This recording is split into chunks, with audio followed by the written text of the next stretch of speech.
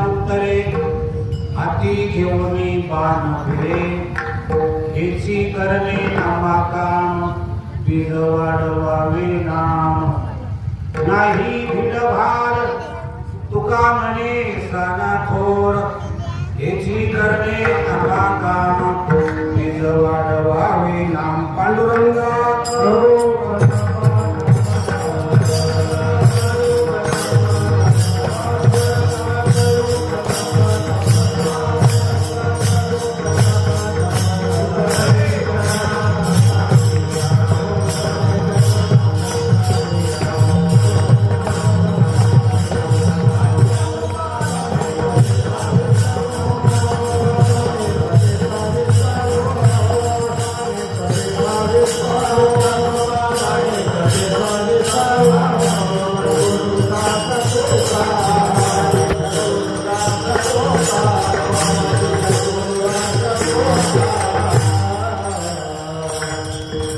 पांडुरंगा करू प्रथम नमन दुसरे चरण संतांची त्यांच्या कृपादाने गतीचा विस्तार बाबाजी सद्गुरु दास तुका आत्मरूप गणेशो केली स्मरण होय सकल विद्यांचे आदे करण तेची वंदो श्री चरण सद्गुरूंचे ते नमस्कार मी आता ओम नमो ज्ञानेश्वर करुणाकर दयाळा तुमचा अनुग्रह लागलो पावन झालो चराचरी आता बिना वाकुलाशिनी जय चातुर्यार्थ कला कामिनी ते शारदा विश्वमयिनी नमिनीया ते नमस्कार होई आता मस्तक हे पाय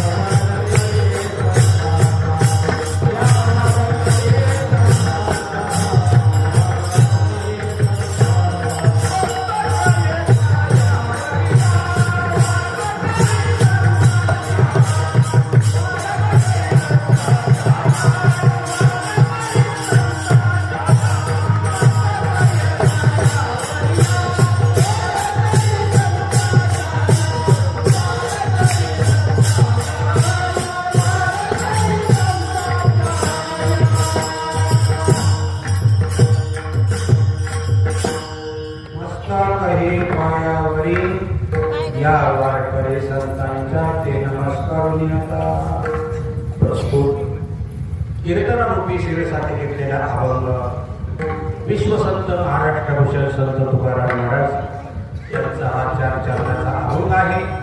या अभंगामध्ये संत तुकाराम महाराज अखिल विश्वातील मानवाला उपदेश करतात.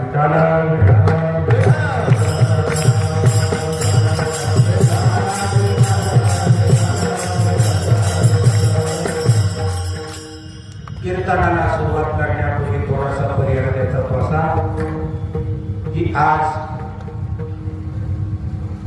बाळवणी या गावामध्ये प्रतिवर्षीप्रमाणे चालू असणारा अखंड हरिनाम सप्ताह गेली 36 वर्ष हा अखंडपणे सप्ताह चालू आहे.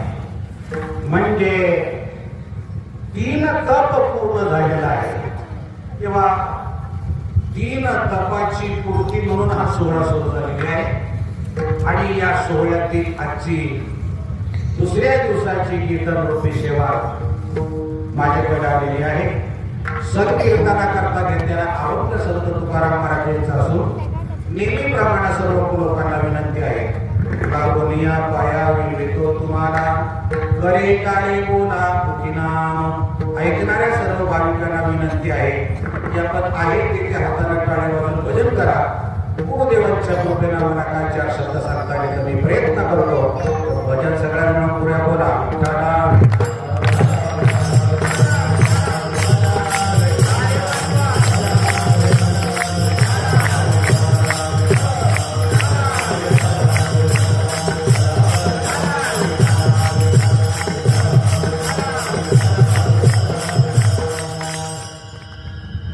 धर्माचे पालन करणे पाखंड खंडन हेची करणे आमाकाम श्री वाढवावे नाम सज्जन मायबाप श्रीमंत जनगुरु तुकाराम महाराज या अभंगामध्ये विश्वातील सर्व मानवांना उपदेश करत आहे.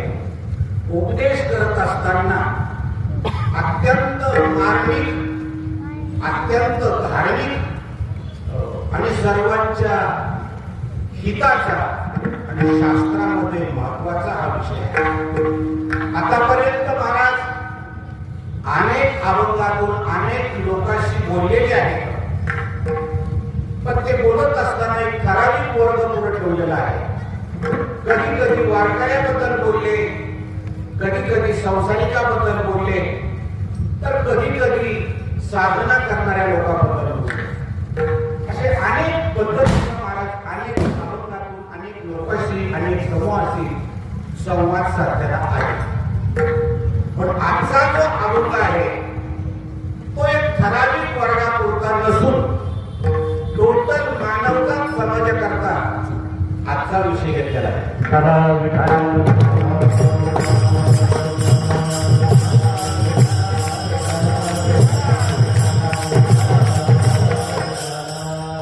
काही ठराविक विषय ठराविक लोकांसाठी असतात. उदाहरणार्थ महिन्याला वारीला जाणं, नेमानं हरिपाठ म्हणणं, सप्ताह असल्यानंतर त्याच्यामध्ये सहभागी होणं, हे वारकरी टाळकरी माळकरी यांच्यासाठी विषय आहे. हा जसा विषय त्यांच्यासाठी आहे तसा एक विषय असा आहे की तो प्रत्येक माणसासाठी आहे. तुम्ही वारकरी असू द्या नाही तर नसू द्या, माळकरी असू द्या नाही तर नसू द्या, कुठल्याही जातीतला असू द्या, कुठल्याही धर्मातला असू द्या, गरीब श्रीमंत पापी पुण्यवान जो असेल तो, जो माणूस म्हणून जन्माला आलेला आहे त्या माणसासाठी एक कायदा कंपल्सरी लागू आहे. त्या कायद्याचं नाव आहे धर्म.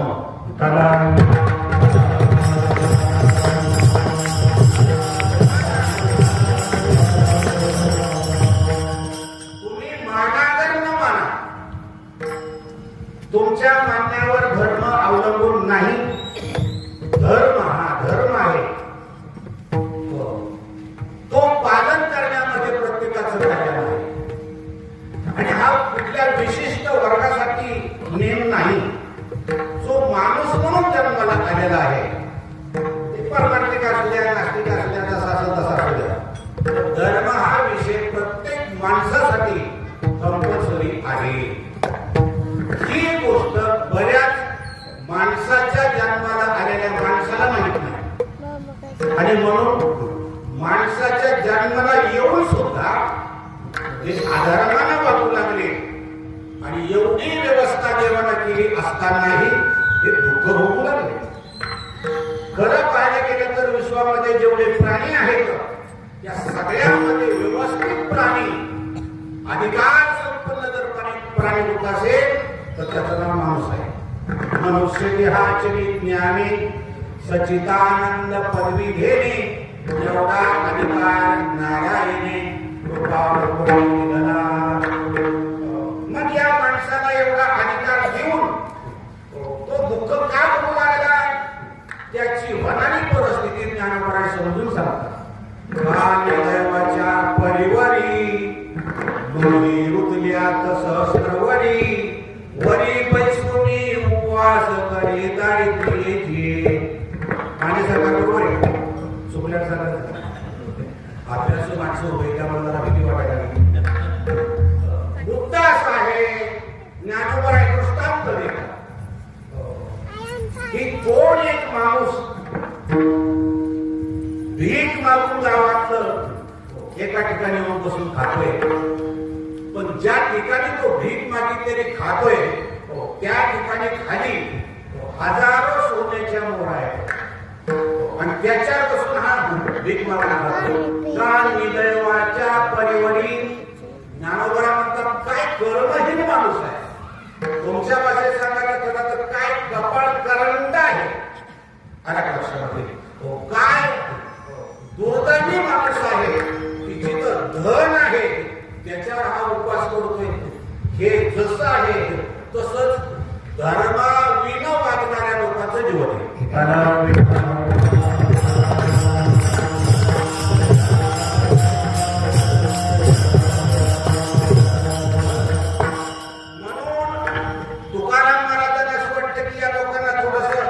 जाग करावं, या लोकांना थोडस समजून सांगावं. याचं कारण सांगणं हा संतांचा धर्मच आहे. किंबहुना ते सांगण्याकरताच दादाजी आलेले आहेत.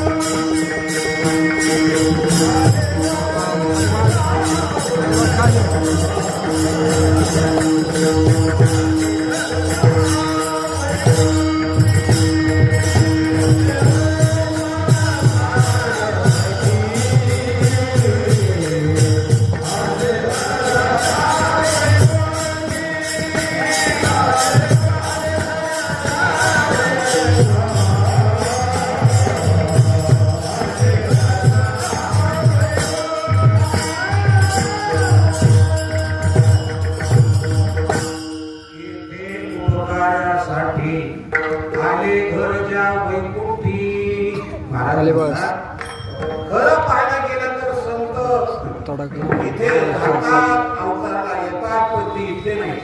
ते मूळचे वैकुंठाचे अशा प्रकारचे नाहीत. पण केवळ आपल्यावरती उपकार करण्याकरता अशा प्रकारचे ते संत येत असतात. आणि म्हणून त्या न्यायानं किंवा त्या अर्थानं तुकोबराया समाजाला जाग करायचं काम करतात. खरं पाहायला गेलं तर सामाजिक कार्यापैकी सर्वश्रेष्ठ कार्यामध्ये समाजाला जाग करण्यासारखं उत्कृष्ट कार्य नाही.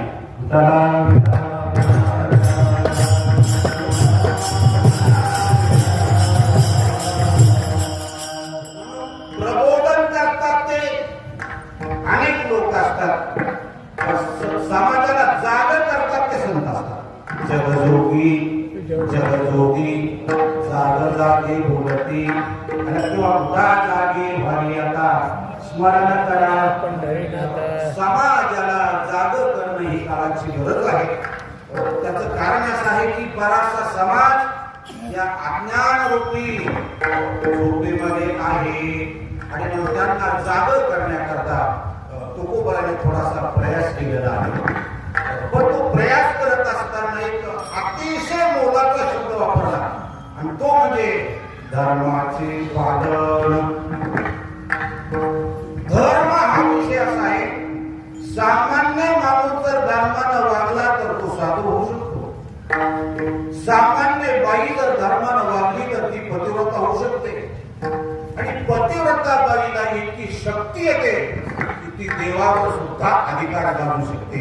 तुकाराने पतिव्रता तिची देवावरी सत्ता.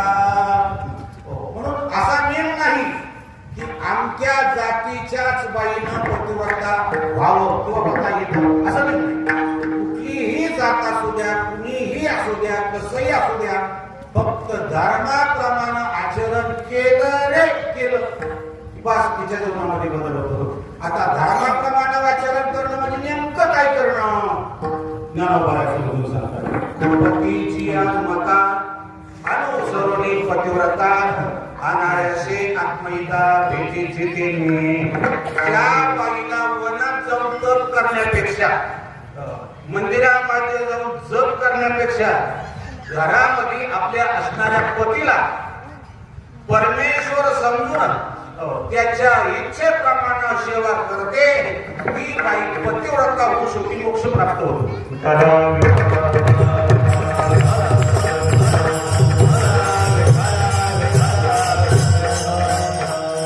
दुसरी गोष्ट अशी आहे, तुम्ही कितीही कष्ट करा, कितीही काम करा, पण ते काम ते कष्ट जर धर्माला अनुकूल असेल, धर्म प्रमाण असेल, तर थोडा पैसा मिळाला तर तो लक्ष्मीच्या रूपाला घरात येतो.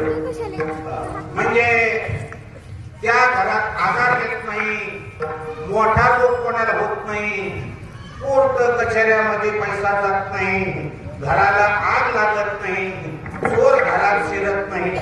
असं जिथं होत नाही तिथं लक्ष्मी आहे असं समजा. आणि याच्या विरुद्ध होतं तिथं पैसा आहे, लक्ष्मी नाही.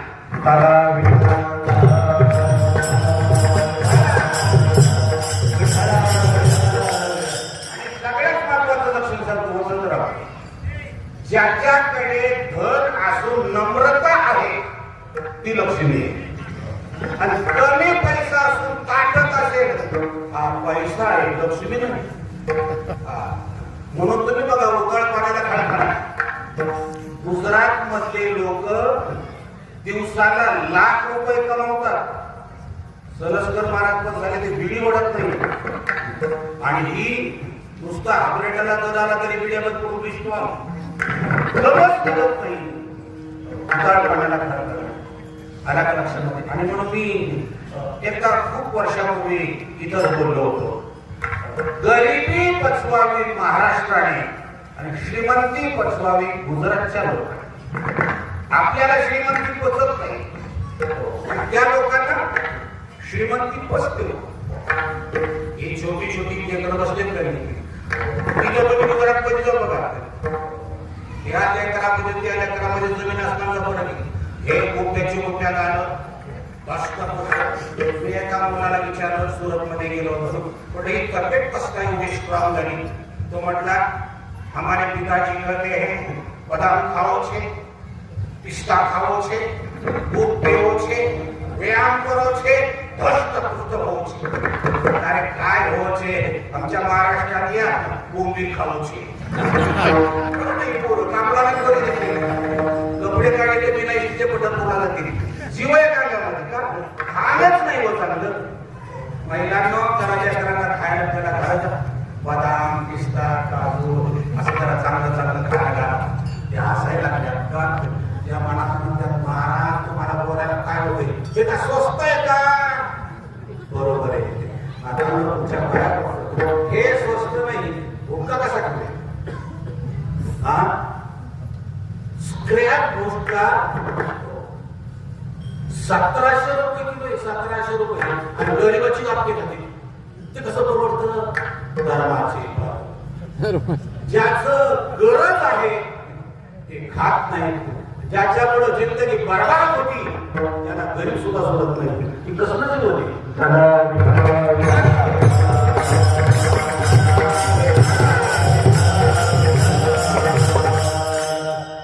दुधामध्ये पाणी टाकलं तर दूध महागाई केलं, पण सकाळच्या नंतर बिना पाण्याची पिलं.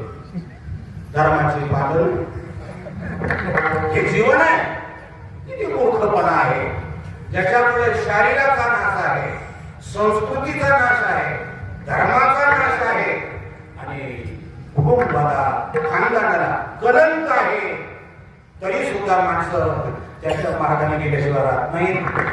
आणि ज्याच्यामुळे शरीर निरोगी बनल्या जातं, हृदय असं स्ट्रॉंग बनल्या जातं आणि जीवन धन्य होतं. अशा प्रकारचं नामचिंतन मात्र कोणी करत नाही. हे तुकोबाईंनी पाहिल्यानंतर त्यांच्या लक्षात आलं, याचं एकच कारण आहे, लोकांना धर्म कळत नाही.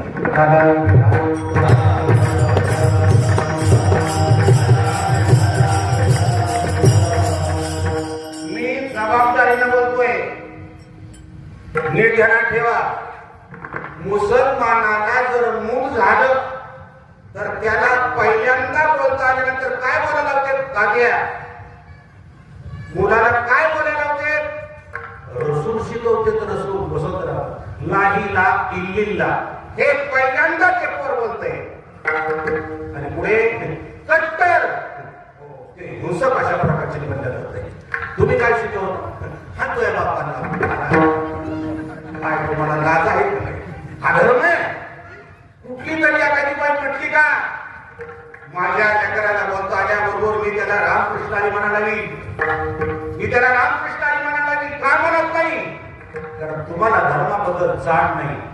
ती लोक मात्र दुसरं काहीही बोलून देत नाही. तुम्हाला कल्पना नाही. दिवसात मुसलमान लोक 3 किंवा 5 वेळेला नमाज पाडतातच.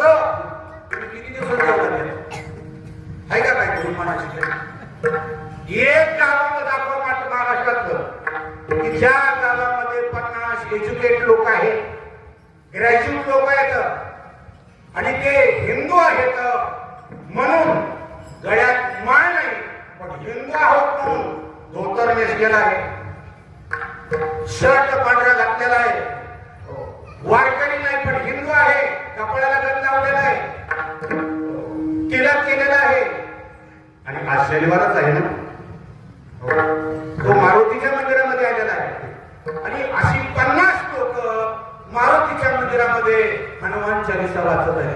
असं एखाद्या गावात आहे का? बोला, एकही नाही का? हे धर्मात बसत नाही. हे तुम्हाला कोणी सांगितलं नाही, तुम्हाला त्याची जाणीव नाही आणि आपल्या देशामध्ये आपल्या धर्मा इतका धर्म जगात मोठा नाही पण तुम्हीच आपल्या धर्माप्रमाणे वागत नाही म्हणून तुमच्यासारखा हा कोणाचं नाही.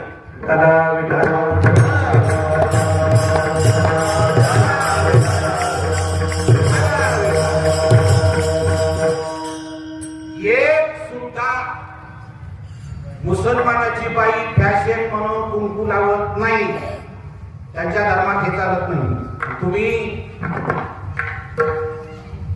फॅशनच्या नावाखाली कुंकू बंद केलं. कितीतरी महिला आहेत नवरा असून हातात बांगड्या नाही, नवरा असून कपाळाला कुंकू नाही, नवरा असून गळ्यामध्ये मंगळसूत्र नाही का? नोकरीला इतकी महत्वाची लोक कोण बोलायचं? कुणी सांगायचं तुम्हाला? जरा कान उडे करू नये का? हे साळुंके महाराजांनी केलं नाही. इथे कोणाची गई केल्या जाणार नीट आहे का? तुम्हाला जाग केल्याशिवाय पर्याय नाही.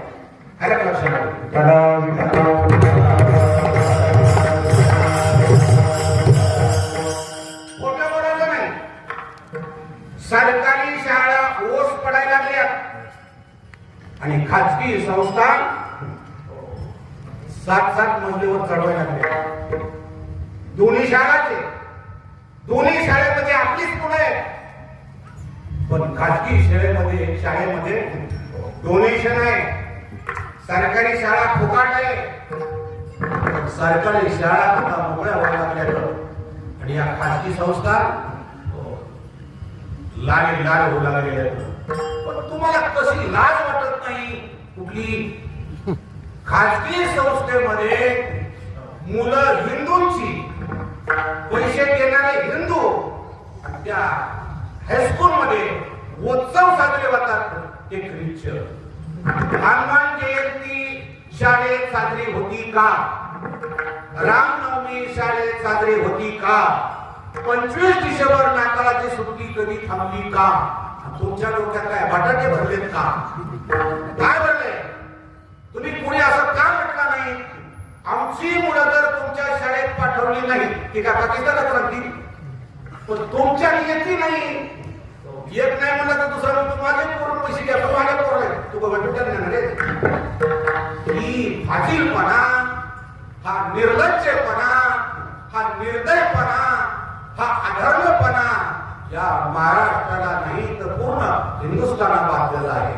म्हणून ध्यानात ठेवा, आपण अजूनही सुद्धा सावध झालं तर आपल्याकडे कोणाची हिंमत नाही वोट करायची. पण तुमच्यामध्ये एक मोठी गोम आहे ती म्हणजे तुम्ही एक होत नाही.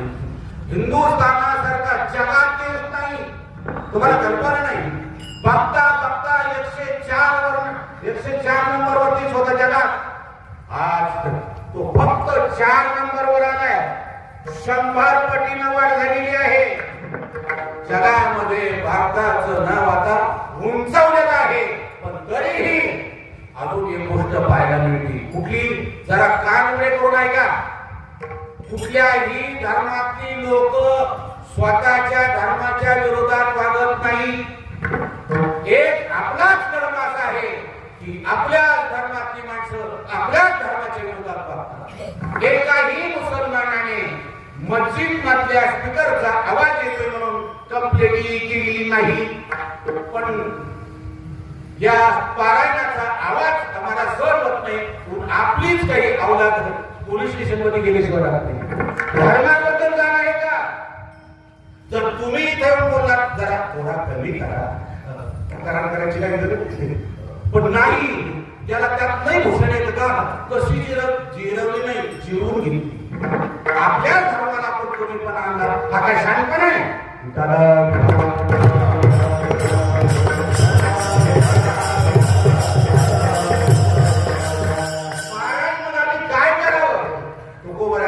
या सगळ्यावर एकच पर्याय आहे, धर्माचे पालन. खरं सांगा मला तुम्ही, काही सगळी तात्या वगैरे सगळी मंडळी खूप मोठी मंडळी आहे. कीर्तनकाराची निवड त्याच्या विद्वत्तेवर करावी, पण युट्यूबला क्लिपाईट म्हणून करावी. बोला वा, काय कौतुक आहे तुमचं. पैसे झाले का तुम्हाला जास्त? त्या युट्यूबवरती क्लिपा बघतात ज्याला संस्कार माहित नाही, संस्कृत त्याच्या बापाला येत नाही, त्याच्या 2-2 तारखा एका दिवशी. मेलो ना मी कीर्तन करून उपाटे फाटले, आम्हाला अंदाज नाही. अजून 8-8 दिवसांनी घरी येतो. कारण तुम्ही चांगल्या माणसाची इज्जत अवश्य करा, चांगल्या माणसाला अवश्य सपोर्ट करा, पण कमीत कमी निदान चुकीच्या माणसाला तर निदान सहकार्य करू नका. का जर अज्ञानाला ज्ञान म्हणू लागला, ज्ञानाला काय म्हणायचं?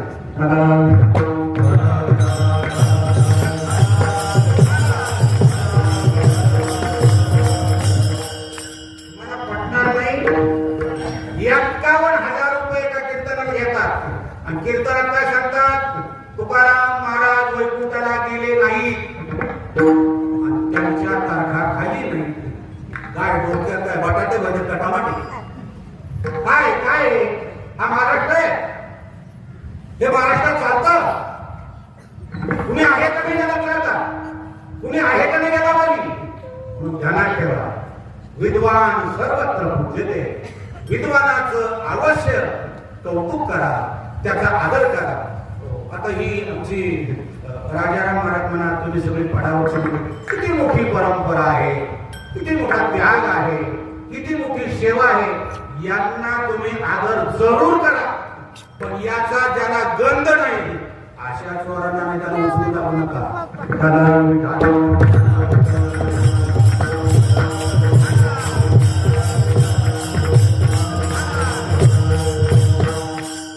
दुसरी गोष्ट जी आता नवीन पिढी तयार होऊ लागलेली आहे, यांना संधी द्या, त्यांना आपलं मनोसिनी पुढे घ्या. मुसलमानामध्ये जर एखाद्यानं पाणटपरी टाकली, पाणटपरी, तर उद्घाटनाला 500 लोक जातात, खाणारी पानं खातात का? त्याचा धंदा चांगला व्हावा ना. आपली फुकट खाऊन येणार ही आपल्या अशी जात म्हणजे मागं कसं खेचता येईल ही आपल्याकडे खेकडा प्रवृत्ती. खेकडा नावाची एक जात आहे, ती स्वतः पुढे जात नाही, कोणाला पुढे जात नाही. त्याला असू नका, ती महाराष्ट्रातच आहे. लक्षात ही प्रवृत्ती संपली पाहिजे आणि आपण एकामेकांना सहकार्य केलं पाहिजे. सहकार्य करणं हे इनडायरेक्ट या धर्माचं कार्य आहे, या धर्माचं असणारं पालन करणे आहे. म्हणून ध्यानात ठेवा, चांगल्या लोकांना तुम्ही अवश्य मानाच. आणि तुम्हाला माहित नाही, मोठ्या माणसांना जर तुम्ही मोठं मानलं तर मानणारी माणसं मोठी होतात. हे संत मोठे का झाले?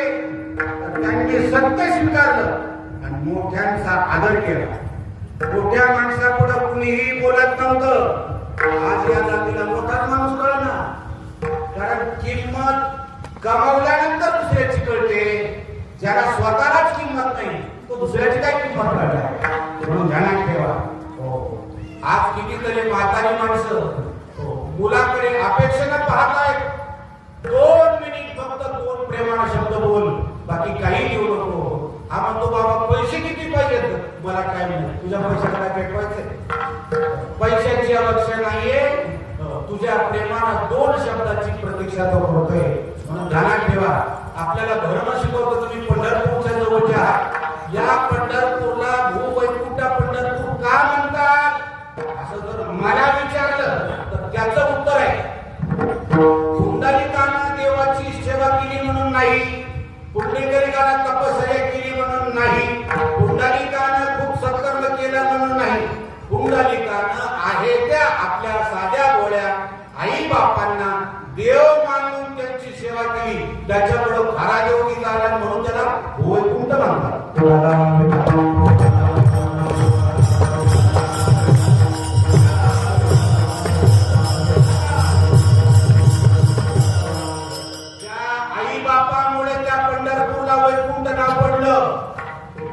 आपले आई बाप सुद्धा आपल्या प्रत्येकाच्या घरी आहे. आज मात्र ते फार उपेक्षित आहे. पहिल्यासारखी गरिबी राहिली नाही, पहिल्यासारखी छोटी छोटी घरं राहिली नाही. परिस्थिती गरम झाली, घरं मोठी झाली, पण त्या घरात राहणारी माणसं अंतःकरणाने दुबळी झाली. आई बापाची जाण राहिली नाही. ज्ञानोबा वर्णन करतात, पहिलिया बाळ जसे आई बा हेची पिसे मग स्त्रियेचे नेमिसे बोलून टाकली. लहानपणी आलाई कुडुकी सारखं आई बाबा आई बाबा, आई शिवाय खात नाही, बाबा शिवाय राहत नाही. पण असं कायम नाही. 25 वर्षाचा झाला मंडपात गेला का तिथून पुढे त्याचं डोकं बघा. मंडपात म्हणजे पाराणाचे लग्नाच्या मंडपात काय तांदळाचा पराक्रम आहे. 4 तांदूळ डोक्यावर पडल्याबरोबर त्याची बुद्धी बदलली. तो आता आईला तर आई म्हणून हात मारतच नाही. घरात आल्याबरोबर पहिल्यांदा विचारतो ती कुठे गेली, आता आई काय कामाला गेली. आणि चुकून आई जर जेवायला वाढायला लागली तर तो हळूच म्हणतो, आई तू कशाला त्रास घेतेस, आता काळीच्या हातचं काय तुला जुलाब होती काय होतं. आज मात्र तो आईला सांगतो, आई तू तकलीफ घेऊ नकोस. आज चुकून आईचं बायकोचं जर भांडण झालं तर आईची माफी मागत नाही, मग बायकोची माफी. I am sorry. आई बोलली हो, जास्त बोलली हो, तिचं बोलणं मनात घेऊन का ती वेगळी मला कळत नाही. खरंच आई वेगळी आहे. आई जर वेगळी असती तर तू लहान असताना हळूच तुझ्या डोळ्यात काजळ घालण्यात यावं, लाल मिरची चटणी नसती का इतकं छान सांगा. धर्माचे पालन पत्नीवरती राग काढावा असा उद्देश नाही, पण आईचा अपमान करून ही गोष्ट चांगली नाही.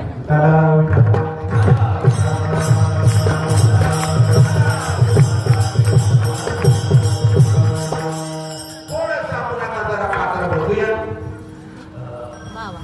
माळ घालताना जी भावना, जी श्रद्धा, जो विश्वास आपल्या गुरुवर होता तो आज आहे का, कमी झाला का वाढलाय.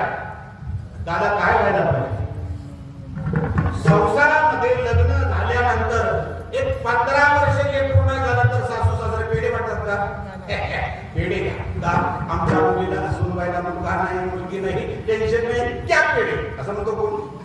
जोडे मारल्या का थोडं काय 15 वर्ष अजून काहीच नाही. काही नाही म्हणजे नेमकं काय नाही, फक्त लेकरू झालं नाही, बाकी सगळं आहे. एक लेकरू झालं नाही इतकं वाईट वाटतंय. माळा घालून किती वर्ष झाले, त्याची काय लाज. देव स्वप्नात आला नाही, गुरुबद्दलचा आदर वाढला नाही, कधी साक्षात्कार झाला नाही, पांडुरंग स्वप्नात पण आला नाही.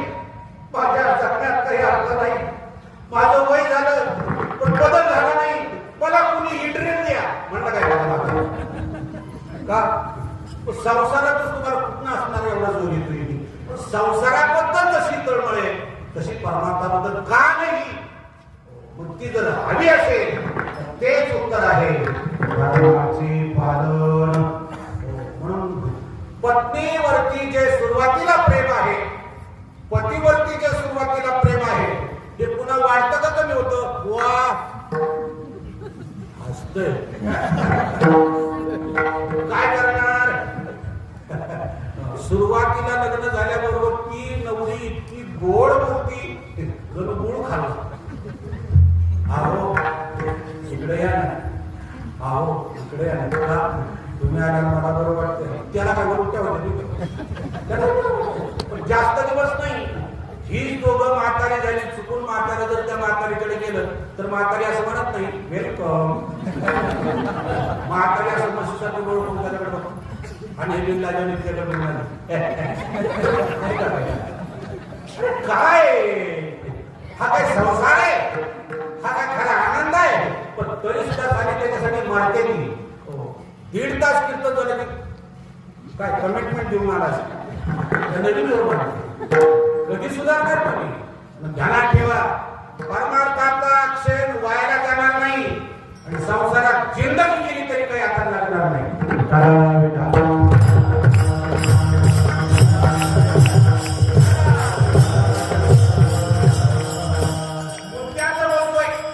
काय ज्ञानोबर आहे, ज्ञानोबर काय झाले? तुकाराम महाराज का झाले? त्यांच्या पाठीमागे देऊते लोक कुठे गेले? पुन्हा तुकाराम महाराज का नाही? त्याचं उत्तर ऐकायचं असेल तर जरा धाडस करा. तुकाराम महाराज हे तुकाराम महाराज झाले त्याचं कारण गुरु केला हे उत्तर नाही. गुरु करून ते गुरुचे झाले म्हणून ते तुकोबाराय झाले. आज फक्त गुरु करतात, त्या गुरुचं कोणी होत नाही. म्हणून गुरु करून सुद्धा आपल्याला तो अधिकार येत नाही. शास्त्र आहे तुम्ही गुरूंची सेवा करणं वेगळं आणि गुरूंना संपूर्ण जीवन समर्पित करणं. त्यांचं तुम्ही व्हा बस. संपूर्ण असणारं ज्ञानाचं ऐश्वर्य ते तुम्हाला न मागता मिळू शकेल. ज्या ज्ञानोबायांना अजिबात शिक्षण नाही, पण आता किती शिकलेल्या लोकांना त्यांनी लिहिलेला ग्रंथ कळत नाही. त्याचं कारण आहे उंच झाल्यानंतर हा अधिकार प्राप्त होतो. जगात एक ज्ञानोबा असे होऊन गेले की ते शिष्य असून बोलत आहेत आणि गुरु असून ते ऐकत आहेत. गुरूंनी सुद्धा ऐकावं इतक्या उंच लेवलचं विचार, पराकुटीचे विचार ज्ञानोबारांचे झाले. त्याचं कारण एकच आहे, ते गुरूंचे झाल्यामुळे गुरूंच्याकडे असणारा ज्ञान अधिकार तो ज्ञानोबारांना मिळाला. ऐकावं. किंबहुना तुमचे केले धर्म कीर्तन हे सिद्धी नेले, हे तर माझी जीवनले बाई पण. एक फार सुंदर विषय आहे, जरा थोडा ऐकायचा प्रयत्न करा. रेड्याचा उद्धार झाला फार नवल नाही, भिंत चालली फार नवल नाही. का? त्या भिंतीला 2 शब्द पुरे झाले, त्या रेड्याला 2 शब्द पुरे झाले. ज्ञानोबा फक्त रेड्याला 2 शब्द बोलले, बोल. ज्ञानदेव म्हणे बोले रे ऋग्वेद. बोल म्हटल्याबरोबर रेडा बोला. 2 शब्दात उद्धार झाला. 2 शब्दात. भिंतीला फक्त जड म्हटले, भिंत चालली. जड भिंतीला 2 शब्द लागले, निर्बुद्ध रेड्याला 2 शब्द लागले. तुमच्या माझ्या करता 9000 वगैरे तरी सुद्धा अजून हे दगडच नाही. काय करावं त्या ज्ञानोबाने? त्याचं एकच कारण आहे, आपण धर्माबद्दल विरोध अशा प्रकारचे प्रवास करू लागले. तुकाराम महाराज म्हणतात सावधान, तुम्ही फक्त धर्माचं पालन करा, तुमचं कल्याण झाल्याशिवाय राहत नाही. त्याला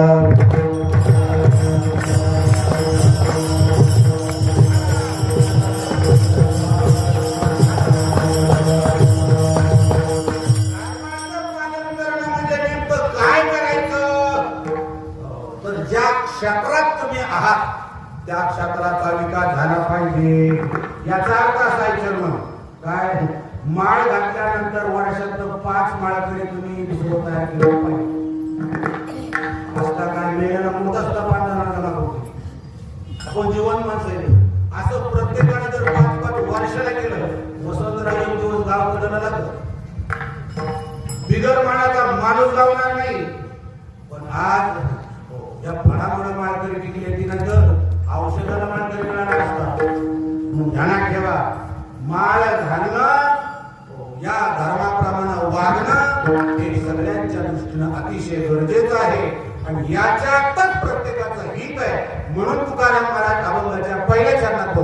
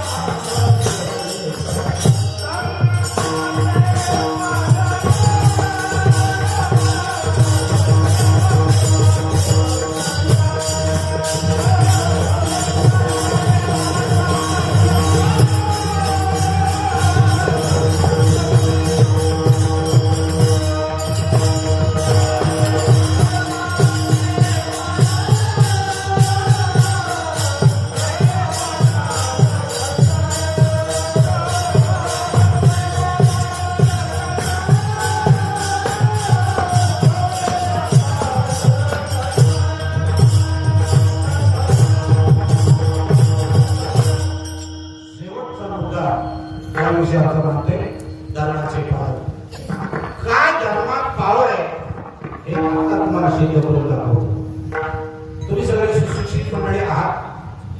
खरं सांगा, शिवाजी महाराजांमध्ये जास्त ताकद होती का औरंगजेबामध्ये जास्त ताकद होती? खोटं बोलायचं नाही. औरंगजेबामध्ये. आता पुढचा प्रश्न, औरंगजेब शिवाजी महाराजांना घाबरत होता का शिवाजी महाराज औरंगजेबाला घाबरत होते? असं का? ताकद जास्त असताना मग घाबरतो कसा? खरंय, त्याच्या इतकी ताकद कोणाकडे नव्हती.